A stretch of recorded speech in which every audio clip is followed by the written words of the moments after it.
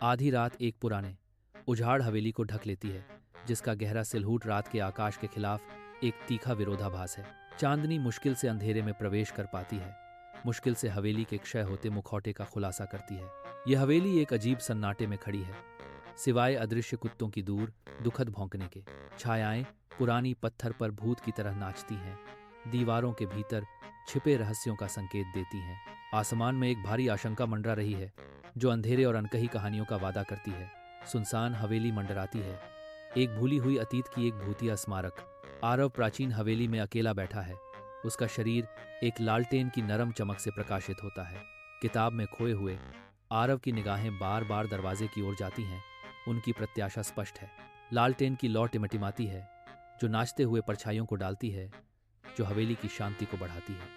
हर दरार और फुसफुसाहट प्राचीन स्थान से गूंजती है, जो आरव के अलगाव की भावना को बढ़ाती है। आधी रात में एक दस्तक हवेली में गूंजती है, जो आरव के सबसे गहरे डर को जगाती है। आरव सावधानी से दरवाजा थोड़ा खोलता है, उसका दिल धड़क रहा है। केवल एक खाली गलियारा पाता है। ठंडी हवा का झोंका कमरे में आता है, जो अज्ञात की फुसफुसाहट लिए हुए है। अदृश्य उपस्थिति मंडराती है, एक भूतिया आवाज अंधेरे में गूंजती है। हम इंतजार कर रहे हैं।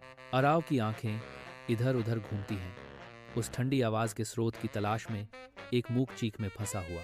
दस्तक और जोर से बढ़ती है, अंधेरे हवेली में गूंजती है।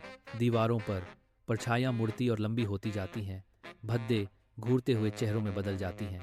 आरव कांपता है, उसकी आंखें दहशत से चौड़ी हो जाती हैं, क्योंकि अदृश्य उपस्थिति दरवाजे पर पंजा मारती है।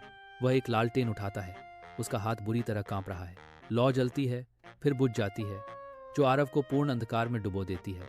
अंधेरा हवेली को ढक लेता है, रहस्य बने रहते हैं, भारी और अदृश्य।